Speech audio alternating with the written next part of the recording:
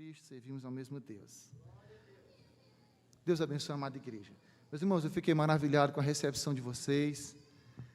Eu estava falando para o evangelista Jailton, né, que bênção, que Deus abençoe os obreiros dessa igreja, que coisa linda, irmãos.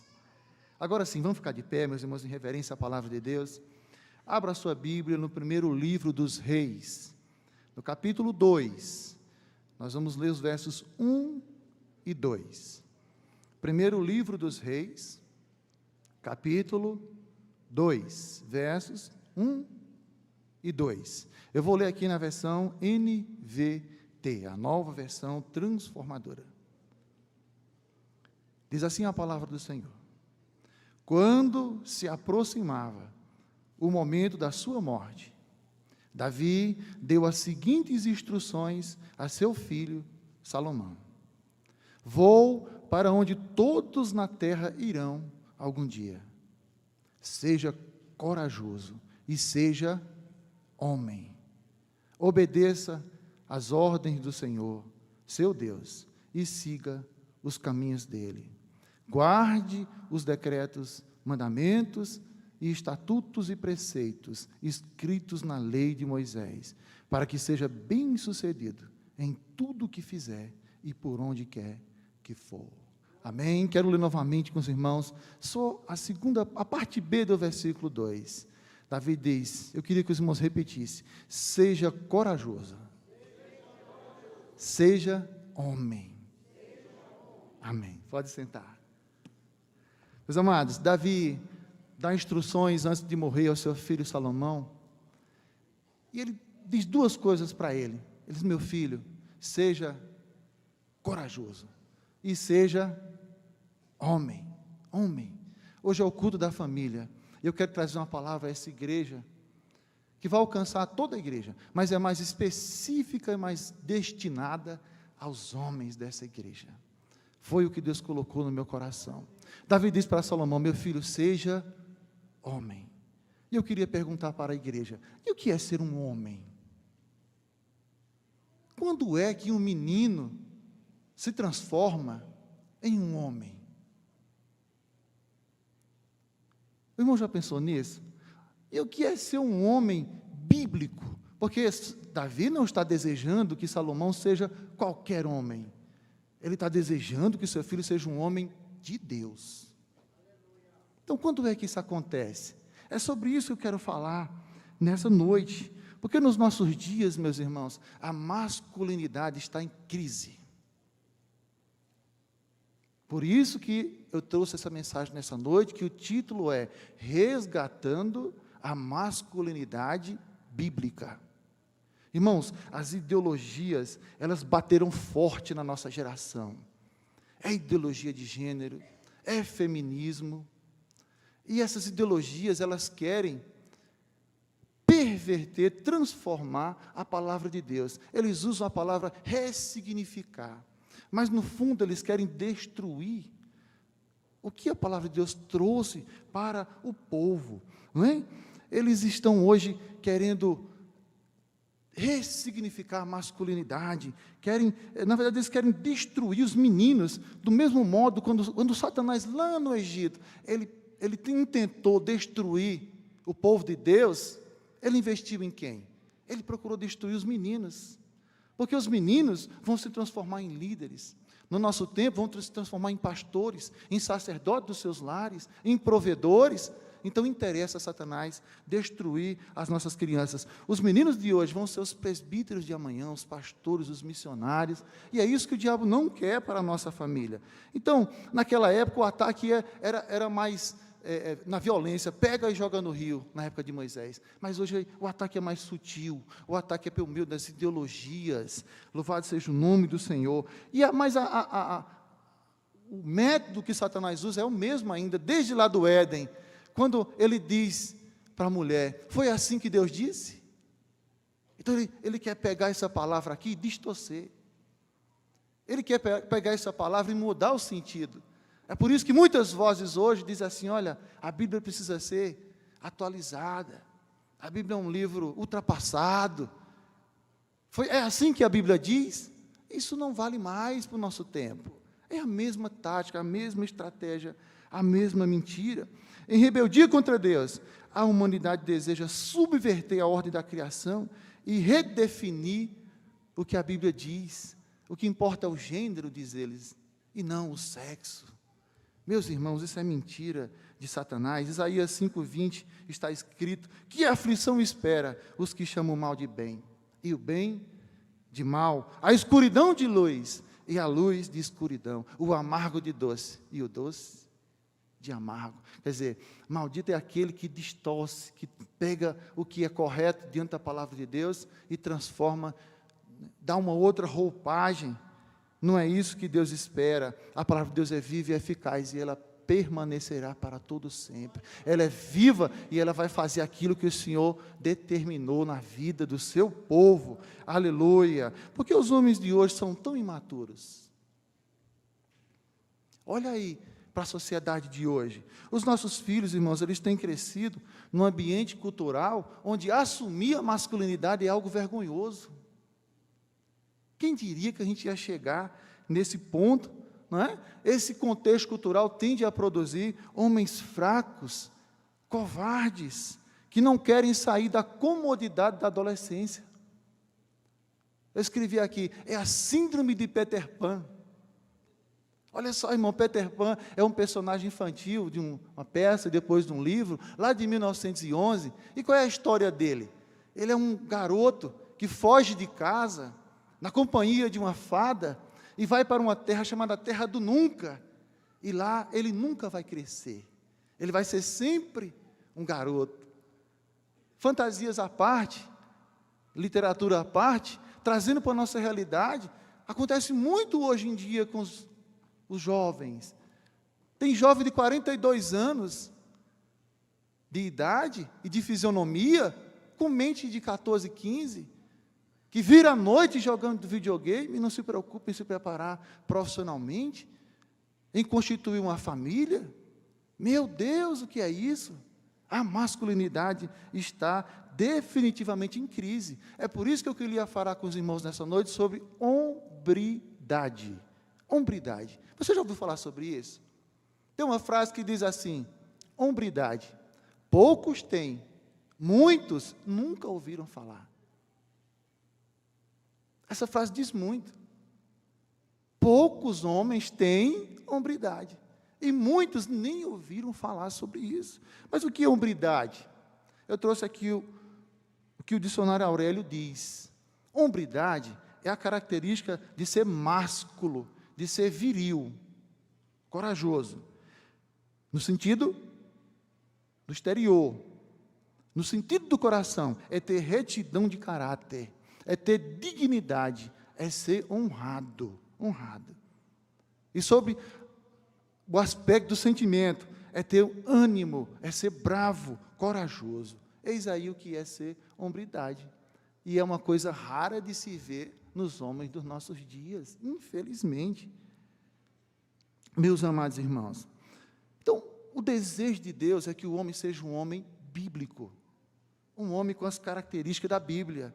Então, existe na nossa sociedade hoje 3 tipos de masculinidade, 3 tipos de homens, e só uma delas interessa ao Senhor, e só uma delas está aqui na Bíblia, na palavra de Deus. O primeiro tipo de masculinidade que nós vemos na sociedade é a masculinidade tóxica. É aquele homem que é chucro, que é grosso, que é ignorante, que é machista, que agride sua esposa e seus filhos com palavras, que não sabe o que é ser um homem segundo o coração de Deus. A gente vê por aí esse tipo de homem. Não é isso que Deus quer para o seu povo. O segundo tipo de masculinidade é o que eles chamam aí fora de a masculinidade desconstruída. Então, eles foram de um ponto, né, para o outro extremo. Aqui no extremo está o homem machista.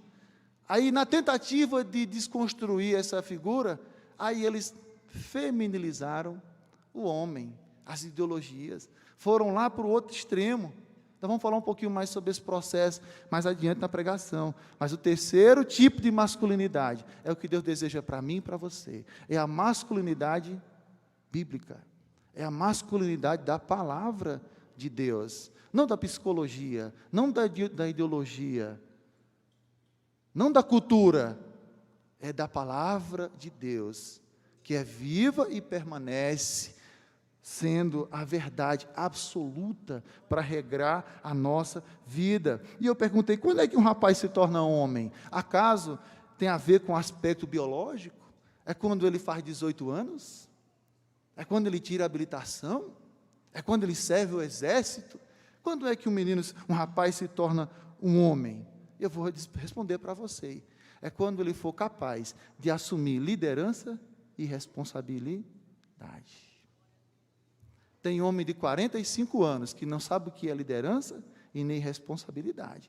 E tem homem de 18 anos, às vezes até de 17, que já pela circunstância da vida, foi levado a situações que ele teve que entender o que é liderar e o que é assumir responsabilidades. São duas coisas que faz de um rapaz um homem de verdade. Amém? Os irmãos estão comigo até aqui?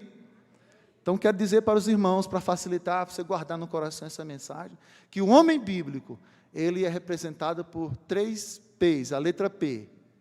3 P's representam o homem bíblico. E é sobre esses 3 pontos da pregação nessa noite. O primeiro P de um homem bíblico é que ele é um provedor. Um homem bíblico é um provedor. Amém, meus irmãos? Gênesis 3:19, logo depois da queda, né, Deus declara ao homem e não à mulher, dizendo: no suor do teu rosto comerás o teu pão. Eis que Deus estava entregando aos homens a responsabilidade de ser o provedor do seu lar. É isso que Deus espera de mim e de você, homem que me ouve nessa noite, de prover recursos para a sua família. Ninguém respeita um homem que não trabalha. É verdade ou não? Um homem que não trabalha não é respeitado na sociedade. Não é? Paulo diz em 2 Tessalonicenses 3:10, se alguém não quer trabalhar, também não coma. É assim, curto e grosso. É curto e grosso. E por que assim, irmãos? Porque os homens foram feitos por Deus para trabalhar. Porque o nosso trabalho glorifica a Deus. Amém? Eu posso ser uma bênção na sociedade pelo que Deus colocou nas minhas mãos para fazer. Eu posso dar testemunho do meu Senhor e da salvação que chegou à minha vida através da minha atividade no meu trabalho. Amém? Desfrutar do trabalho é encontrar uma parte significativa da nossa identidade como homem. O trabalho deixa o homem feliz. Quando ele deita à noite para dormir, que encosta o travesseiro na cama, ele se sente bem, porque o propósito de Deus para ele é que ele seja o provedor do seu lar. Um homem, uma coisa, às vezes as mulheres não entendem como funciona um coração de um homem. Você quer ver um homem assim um pouco abalado? É quando ele está desempregado por muito tempo, quando ele vê a família precisar das coisas e ele não ter como trazer. Isso mexe muito com o homem. Por quê? Porque ele recebeu de Deus essa responsabilidade, pesa sobre ele essa responsabilidade. Os irmãos entendem? As pessoas mundanas, elas medem o valor do emprego, né, pelo que vão pagar, pelo status que aquele emprego vai dar, mas um homem bíblico, ele mede o emprego pelo seguinte pensamento: esse trabalho glorifica a Deus? Não é? Esse meu trabalho é honesto? O livro de Provérbios diz, é melhor a mesa com um pouquinho e você ter paz no seu coração, do que uma mesa farta, conseguida a custo de propina, desonestidade, e você negar o nome do Deus que você alega servir, trazer desonra para o Evangelho. Amém, irmãos? É melhor o pouco com Deus do que o muito com os pratos que Satanás oferece para a gente. Sejamos sábios. Então, hombridade implica buscar desenvolvimento espiritual e também financeiro. Implica o homem se capacitar. Implica, como disse o pastor Edson Reis, estudar, se dedicar, gastar tempo e esforço para buscar se colocar no mercado de trabalho, sabe? As coisas não caem assim, você precisa arregaçar as suas mangas, não é? Na Bíblia alguém diz assim: adestra, Senhor, minhas mãos para a batalha, adestra, prepara, ele está dizendo, eu vou sair à guerra, prepara as minhas mãos para batalhar. É isso que nós, como homens, devemos pedir. Então, implica buscar desenvolvimento espiritual e financeiro, assumir responsabilidades e ter maturidade suficiente para se manter no emprego e lidar com dinheiro, ter o seu planejamento doméstico. Irmão, são coisas que parecem tão óbvias, não é? O que eu estou dizendo aqui parece uma coisa tão simples, mas vai olhar, se você pudesse visitar a casa de cada uma das pessoas que está aqui nessa noite, nós iríamos encontrar, por certo, não é? Pais de família que têm grande dificuldade de lidar com dinheiro, que gasta bem mais do que aquilo que ganha, que o cartão de crédito forma uma bola de neve e ele se enrola todo e perde o sono.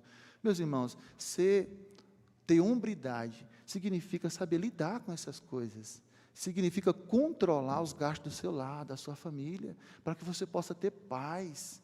As dívidas, elas tiram o nosso sono. Louvado seja o nome do Senhor. É preciso ter planejamento financeiro, não é? É preciso ter responsabilidade para se manter no emprego. Eu passei uma experiência uma vez, mas que eu fui tão humilhado no trabalho, tão humilhado, e eu voltei para casa pensando em pedir demissão, mas aí a responsabilidade falou mais alto, e eu tive que engolir sapo, porque eu tinha muitos compromissos que eu precisava cumprir, mas eu busquei em Deus outras portas, mas eu tive que aguentar algumas coisas, irmãos, porque eu tinha, como homem, responsabilidades para cumprir, não é? Tem pessoa que pega um emprego, é demitido, pega outro emprego, não cumpre o horário, pega outro, aí não cumpre com suas responsabilidades. Um homem de Deus, não é? Ele procura primeiramente trabalhar, porque está sendo visto pelo Senhor. Olha lá o que Paulo fala na carta aos Efésios. Ele diz como é que deve ser. Ele fala lá dos servos, mas se aplica a nós como trabalhadores, né?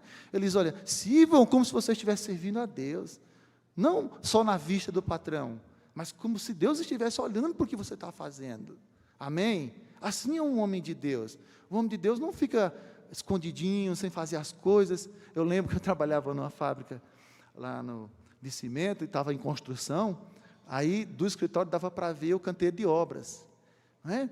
Aí os engenheiros usavam capacete branco e o pessoal da execução usava um capacete vermelho, né? E eu achava engraçado que estava um grupo que tinha ali um trabalho para fazer, que era construir lá um negócio, levantar, enfim, estava ali um canteiro de obras, né? E do escritório que era mais alto, dava para ver o panorama daquele canteiro de obras. Então, eles estavam sentados, dando risada, os obreiros, né? Aí bastava um engenheiro capacete branco aparecer no horizonte, todo mundo tomava posição, né? O nego pegava no carrinho de mão, o outro ajeitava a roupa e tudo mais. Não é assim que o homem de Deus deve fazer, não trabalhar só à vista, não é? De jeito nenhum. Então, isso é ter hombridade. Então, o primeiro P é um P de provedor.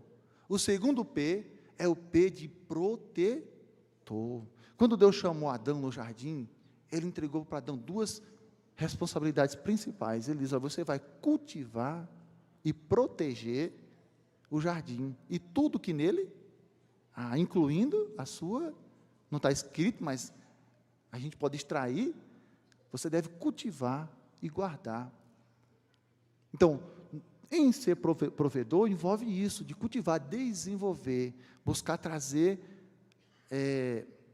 a provisão para o seu lar. E agora vem a segunda parte, que é ser o protetor da sua família. Deus confiou essa responsabilidade a nós homens. Ser homem, segundo a Bíblia, é usar a virilidade e coragem quando for necessário. Sabe, irmãos, um homem bíblico é aquele que se sacrifica para proteger a sua família por aqueles que ele ama, não é? Essa qualidade deve ser mais evidente no homem. Ele deve se sacrificar por aquele que ele ama. Eu quero mostrar para vocês dois contrastes no Antigo Testamento, para mostrar como o homem deve ser o protetor da sua família, e como o homem bíblico deve agir e como ele não deve agir. Eu quero mostrar um exemplo bom e um exemplo ruim, lá do Antigo Testamento. Vamos comigo. O primeiro exemplo que eu quero mostrar é um exemplo ruim, é o exemplo de Isaac. Você vai encontrar isso lá no livro do Gênesis, nos capítulos 24 até o 26. Por óbvio, nós não vamos ler, mas se você quiser conferir o que eu vou ler aqui, está lá nesses capítulos. Então diz aqui que Isaac, a exemplo do seu pai Abraão, ele mentiu para se autoproteger, implicando em colocar a sua esposa em risco. Ele mentiu para Abimeleque, dizendo que a sua esposa era sua irmã, deixando ela desprotegida. Quando ele foi questionado por Abimeleque, por que ele fez aquilo, olha a resposta de Isaac. Não sei se você já tinha prestado atenção. Gênesis 26 e 9. Ele diz, eu fiz isso para que eu não morra por causa dela. Olha que homem. Eu disse que ela era minha irmã, para que eu não morresse por causa, está fazendo mais ou menos como Adão, foi a mulher que ele se autoprotegeu e colocou em risco a sua. Não é assim que o homem bíblico deve fazer? De jeito nenhum, irmãos. Diz Gênesis 24, 67, que ele amava a sua esposa, né? Mas ele amava e não estava disposto a se sacrificar por ela? Eu pergunto para a igreja, ele amava, mas ele não estava disposto a proteger a sua esposa? Não é? Aí, vamos para um exemplo bom agora, Jacó, Gênesis 32 e 33. Jacó tem aquele problema com seu irmão ameaça ele de morte, ele precisa fugir, passa muitos anos longe, mas chegou a hora que Deus diz, chegou a hora, meu filho, de você voltar e resolver aquelas questões que ficaram pendentes lá no seu passado. Chegou a hora de você resolver aquelas coisas, volta. Né? E Jacó temia muito encontrar com seu irmão, porque ele sabia quem era a peça, e mais ainda, quando ele mandou mensageiros para tentar abrir um caminho de paz, o mensageiro chega com notícia e diz, teu irmão está vindo ao teu encontro, e ele vem com um grande número de guerreiros. O que ele pensou? Ele vai cumprir o que prometeu. Ele temeu por sua vida e por sua família. Então, ele resolveu usar uma estratégia. Ele dividiu a família em pequenos grupos. Primeiro ele mandou servos com presentes à frente. De tempo em tempo, chegava um servo na comitiva do irmão dele, levando presente. Um grupo de servos. E ele deixou a família por último. Veja que ele já vai cuidando de expor menos a família e tentando resolver o problema que ameaçava a sua família.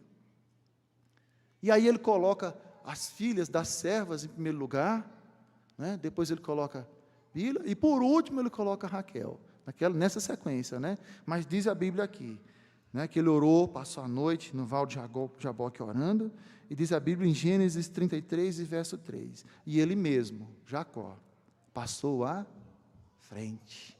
Preste atenção, eu vou ler de novo. Ele fez todo esse arrumado da família dele, mas não pense que ele deixou que a família ia encontrar com seu irmão. Depois de passar a noite orando, ele voltou para pedir a Deus proteção, graça, sabedoria, pediu para Deus quebrantar o coração do irmão dele, ele buscou em Deus armas espirituais para vencer aquela batalha, mas depois da noite, ele passou à frente da sua família, e se colocou na frente dela, ele disse, se ele matar, ele primeiro vai me atingir, antes que atingir a minha família, ele vai me atingir. Gênesis 33 e 3, Jacó estava disposto a sacrificar a sua vida pela sua família. Assim faz um homem de Deus. Imagine que você, homem, está na sua casa, os irmãos que moram em casa, né? E de madrugada, surge um barulho na cozinha, e acorda todo mundo.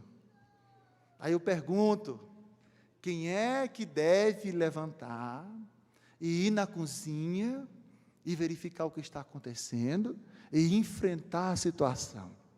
É o filho? É a mulher? É quem? É o varão, meu irmão. É o varão. É isso que Deus espera de você, que você seja protetor da sua família, sabe? Deus colocou lá no teu coração, no código que Ele colocou dentro da tua consciência. Isso está tão forte na nossa vida, irmãos, que quando você vai atravessar a rua com a sua filha menor, ou com o seu filho menor, a sua primeira postura, inconscientemente, é pegar na mão dele. Por quê? Porque Deus te constituiu como protetor da tua família. Amém? Louvado seja o nome do Senhor. Último P.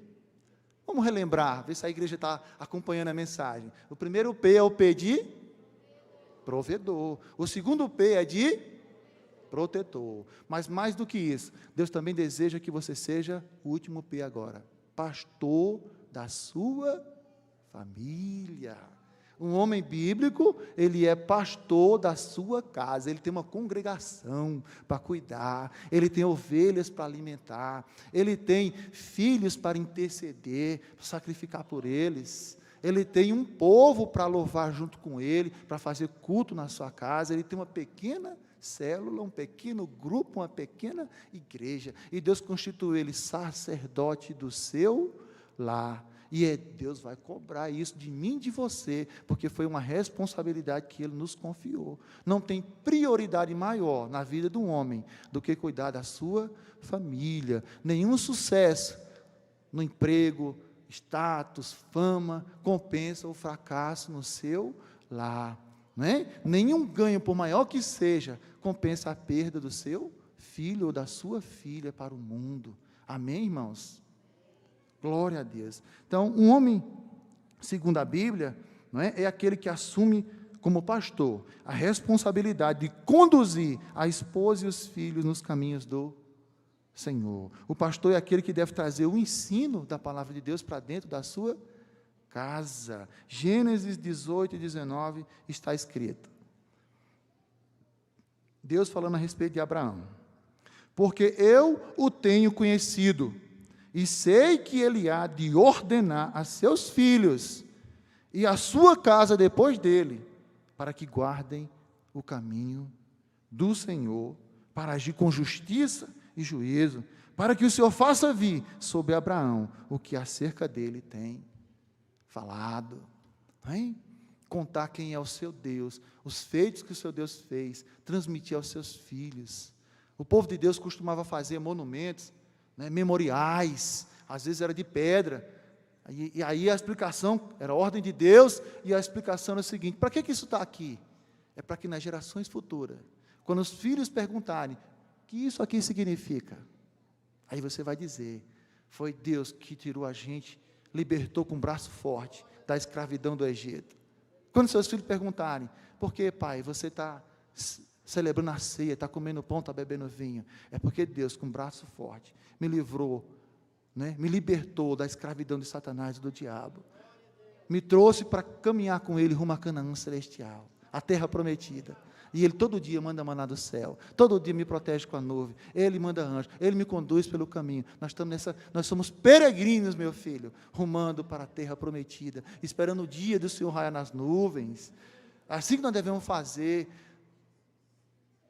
testemunhar do nosso Deus para os nossos filhos, aleluia. Deuteronômio 6, versos 6 e 7, que é muito conhecido da igreja e deve ser sempre lido no culto da família, diz assim: que todas estas palavras que hoje lhe ordeno estejam em seu coração. Olha, primeiro vai estar onde? No seu coração, no coração do sacerdote do lar, dos pais, no pai e na mãe, não é? E diz: ensine-as com persistência a seus filhos. Ensine com persistência. Diz a Bíblia que Ana, a mãe de Samuel, ia uma vez por ano visitá-lo. Os irmãos sabem, ela fez uma promessa a Deus de entregar o seu filho para servir ao Senhor na casa de Deus. E uma vez por ano, Ana ia com a sua família participar da festividade lá no templo. E, irmãos, ela, diz a Bíblia, todo ano ela preparava uma túnica nova para levar para Samuel. Olha o cuidado dessa mãe, porque ela sabia que ele tinha crescido e ele agora tinha novas necessidades. Então ela preparava uma túnica nova, no tamanho adequado às necessidades dele. Então, trazendo para o mundo, assim, para o lado espiritual, é assim: cada ano que nossos filhos vão aumentando, eles têm outras necessidades, eles têm outros problemas, outras tentações, e aí nós, como pais, devemos preparar túnicas de ensinamento para eles, de aconselhamento, para entregar para os nossos filhos, para eles poderem servir ao Senhor, para eles não se desviarem dos caminhos do Senhor, como foi dito pelo evangelista Jailton, que muitas vezes acontece, né, dos filhos deixarem a casa dos pais. Amém, irmãos? Então ele diz aqui mais: converse sobre elas, sobre as palavras de Deus, não é? Quando estiver sentado em casa, quando estiver andando pelo caminho, quando se deitar e quando se levantar. Amém? Sabe, irmãos, isso é muito importante, nós não devemos negligenciar isso. O homem pastor da sua casa, além do ensino, ele deve promover a oração na sua família, ele deve encabeçar a oração na sua casa, não é? Amanheceu o dia, ele se antecipa a sua família para orar por ela, não é? Chegou a hora da refeição, de quem deve partir a postura de iniciar orando, agradecendo a Deus pelo alimento? É do pai, é da mãe. Se você deixar os filhos à vontade, não é? Eles não vão muitas vezes nem lembrar, mas você como pai tem o dever, meus filhos, vamos agradecer a Deus pelo alimento que Ele nos deu, vamos com espírito de gratidão agradecer a Deus, porque o nosso armário tem mantimento. Amém? É sempre bom quando você chegar da sua feira, da compra do mês em casa, filho, vamos orar, porque a provisão de Deus, Deus foi benevolente, gracioso. Olha aqui, ó, isso aqui é a bênção de Deus na vida do papai, da mamãe, aqui é a mão de Deus sobre o nosso lar. Tantas casas que não tem, mas Deus graciosamente tem nos dado. Amém? Antes de dormir, ore com seus filhos, imponha as mãos sobre a cabeça deles, abençoe a vida dos seus filhos. Deus te deu autoridade para abençoar os seus filhos, né? Ore pelo, se é sua filha, ore pelo esposo dela. Senhor, prepara um servo teu, prepara um homem de Deus, prepara um trabalhador, prepara um homem que trata a minha filha como uma princesa, que cuide dela, meu Senhor, que leve ela para mais perto de Ti, e não distancie ela dos Teus átrios, Pai de amor. Se é o meu filho, prepara uma esposa para o meu filho, uma serva de Deus, uma mulher de oração, meu Deus, né? Sacrifique pelos seus filhos como Jó fazia.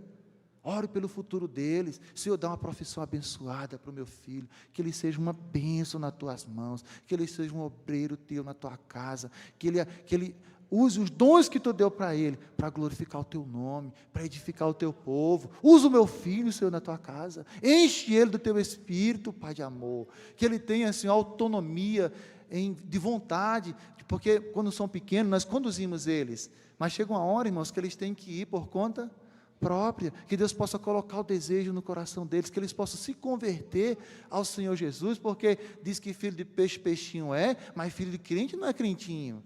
Ele precisa conhecer e ouvir o Evangelho, e se posicionar em relação a ele, e ter a sua experiência de conversão, se render aos pés do Senhor.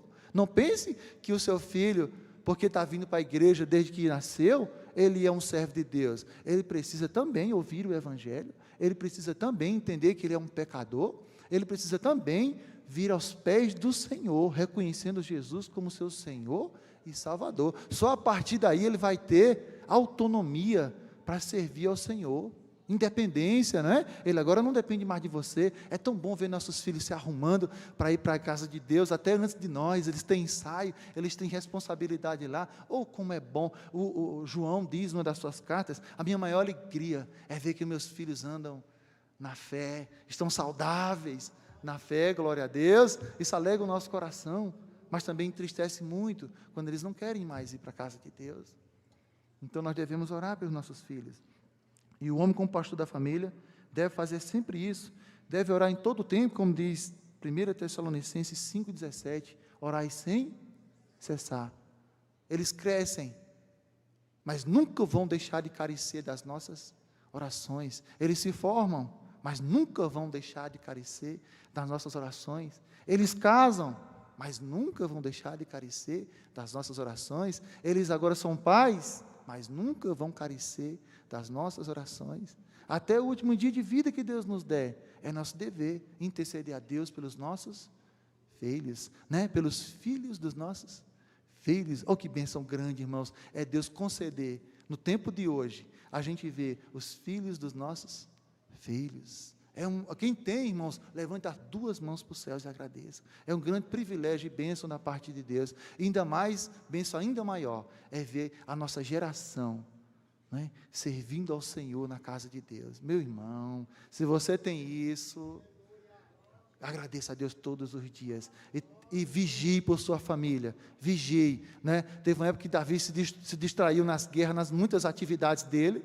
E não eram atividades ilegítimas, ilegais, pecaminosas. Não é? Mas ele se descuidou da sua família. O que é que aconteceu? O inimigo deu com força. Quando ele voltou das distrações, encontrou a família esfacelada, tinham levado embora. Não é? Mas pela graça de Deus, ele foi atrás, lutou por sua família, e Deus restaurou a família dele, e deu de volta, trouxe de volta. Mas se nós vacilarmos, o inimigo chega e faz prejuízo grande. Por isso nós devemos, como pastor da nossa família, orar por eles. Amém? O homem bíblico, o pastor da família, deve conduzir sua família para a casa de Deus. Salmo 122, verso 1 diz: alegrei-me quando me disseram, vamos casa do Senhor. Meu irmão, isso deve ser uma verdade na minha vida. Eu devo ter prazer e alegria em ir à casa de Deus. Eu devo ter sede de cultuar ao Senhor, de entregar louvores a Deus, de me ajoelhar com meus irmãos no culto de oração, de ouvir a palavra de Deus e meditar nela, fazer com que ela desça da cabeça para o coração e transforme minhas atitudes, o meu pensar, o meu andar e o meu agir. Primeiro deve estar em mim esse prazer, essa alegria, e depois eu devo ver essa mesma alegria na vida dos meus filhos, que eles não vão emburrados, que eles não vão tristes, que eles não vão por obrigação, mas que eles vão por alegria para a casa de Deus, que eles também, isso aqui possa se cumprir na vida deles, que eles possam dizer, eu me alegrei, quando meu pai disse, bora, vamos todo mundo, já está na hora, vamos para a casa de Deus, vamos cultuar a Deus, que eles possam se alegrar e vir conosco, amém? Mas custa caro, isso irmãos, custa caro, sabe? O pastor da família, ele deve construir um lar cristão. Como? Eu trouxe 3 coisas, porque o tempo não nos permite ir muito além. Né? Como pastor da sua família, ame, honre e respeite a sua esposa. Ame, cuide, honre e respeite a sua esposa. Se sacrifique por ela. Respeite e cuide dela, das suas carências, das suas necessidades. Não é? Que os planos da sua esposa sejam preciosos para você. Não seja egoísta e pegue o orçamento familiar e gaste só em coisas que você gosta, em sonhos que você quer realizar. E a sua esposa? E o sonho dela? Amém? Ame a sua esposa, honre a sua esposa, respeite a sua esposa, trate a sua esposa com brandura, com carinho e com atenção. Amém? Até porque, diz Pedro, que fazendo o contrário, nem nossas orações são recebidas por Deus. Amém? Em relação aos filhos, seja um pai próximo e amoroso. Seja um pai próximo e amoroso. Eu sempre digo, onde eu vou e tenho oportunidade, abrace seu filho, beije o seu filho, ouça o seu filho, cuide do seu filho, tenha tempo com o seu filho, reserve tempo para fazer coisas juntos. Vocês dois, às vezes só com o homem, filho, às vezes só com a menina, né? Eles têm mundos diferentes, reserve tempo para os seus filhos. Quanto tempo faz que você não separa para fazer uma agenda só com eles? Sabe? Eu já paguei tanto mico, já teve uma vez que eu fui para o negócio da galinha pintadinha, a minha filha ficou aqui no ombro, quase que arromba a minha coluna, me arrebenta, né? Eu não via graça nenhuma naquilo, mas para ela era importante. Para ela, aí você pensa que não gerou memórias nela, na mente e no coração dela, não é? Mas eu também já fiz muitos erros, já teve ocasião, né? Teve um trabalho na escola do meu filho, e eu não cheguei, não fui, né? Até hoje meu filho fala, e lança em rosto, no trabalho da minha irmã, vocês foram, no meu, não tinha ninguém, então isso marca o coração deles, irmãos, marca, então nós devemos ser sensíveis às necessidades dos nossos filhos, tá bom? E Como pai, seja um referencial de homem piedoso para o seu filho. Sabe, irmãos, as palavras, né, elas até ensinam, mas o exemplo, como diz a frase, né, o exemplo arrasta. Hoje eu escutei na escola dominical uma analogia tão bonita que eu queria repartir com vocês. Né? O professor dizia, falando da palavra de Deus, né, e agora quero trazer aqui para os pais, né, para o exemplo dos pais, né, ele usava o exemplo do farol. Ele dizia, muitas pessoas visitam faróis quando vão, né, para o Nordeste, para o Rio de Janeiro, para as praias. As pessoas visitam faróis, tiram fotos, mas muitas pessoas não sabem nem para que serve, e o farol não conhece mais a fundo. E o irmão explicava hoje de manhã na escola dominical, e eu aprendi.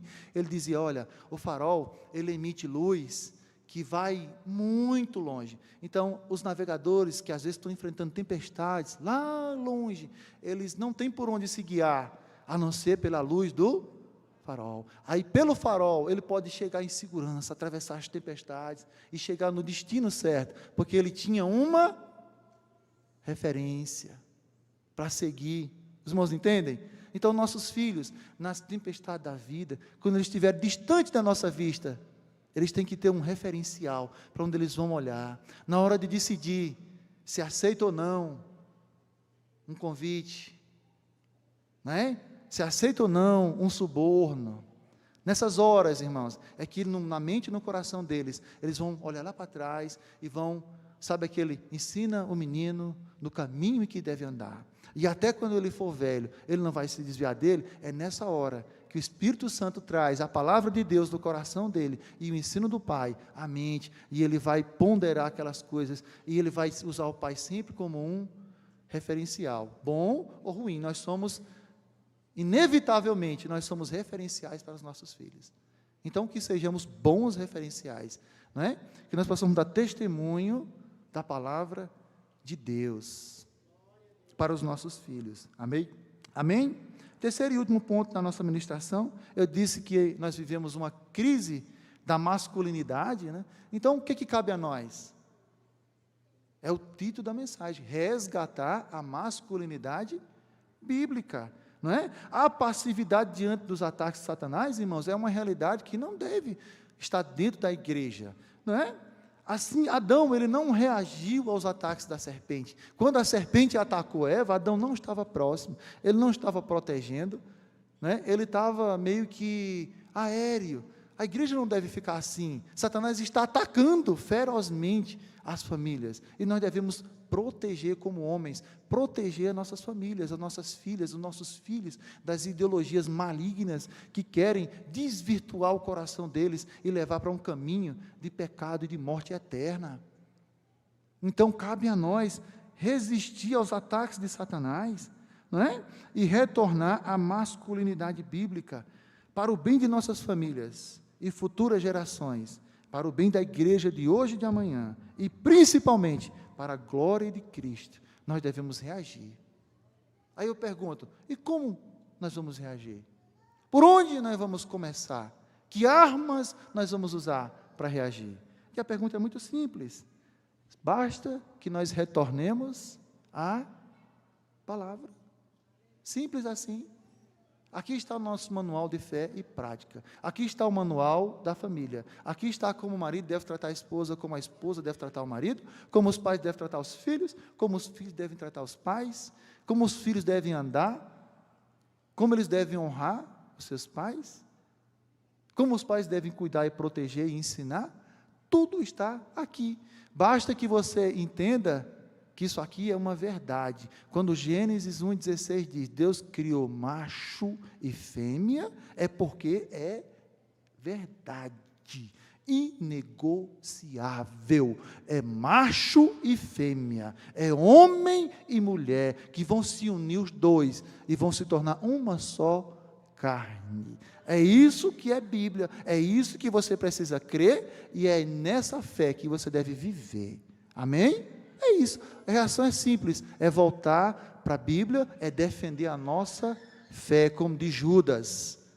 Judas diz, olha irmãos, tinha tanta coisa importante que Deus colocou no meu coração para escrever para vocês, mas na hora de pegar ali o tinteiro, aí o Senhor disse, escreva sobre a defesa é uma prioridade do nosso tempo, defender a fé. Amém, irmãos? Então, conclusão. Eu e você, é para nós homens. Você passa no teste dos 3 P's? Você tem sido um homem provedor, protetor e pastor?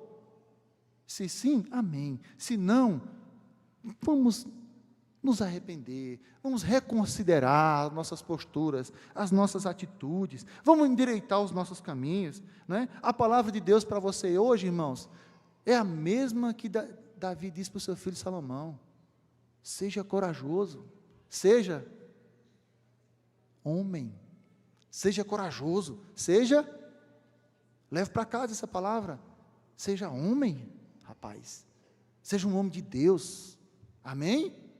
Louvado seja o nome do Senhor. A palavra de Deus é assim, irmãos, ela nos confronta, ela tira a gente da zona de conforto e mostra como a gente deve fazer, amém? Olha o que está escrito.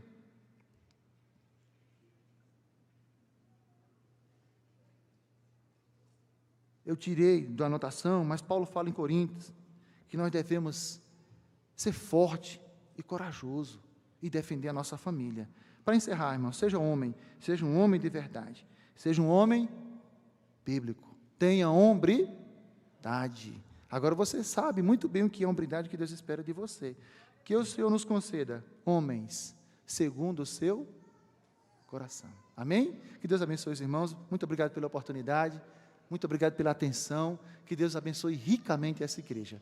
Que Deus pegue os homens dessa igreja e transforme eles em homens bíblicos, os que já são. Que Deus potencialize, que Deus amplifique, que Deus amplie, né? Que Deus te dê graça no teu lar, para você ser um homem de Deus. Amém? Que essa igreja possa resgatar a masculinidade bíblica, em nome de Jesus. Essa é a nossa palavra para a igreja nessa noite. Que vocês meditem e guardem no coração e pratiquem para a glória do Senhor. Muito obrigado, em nome de Jesus.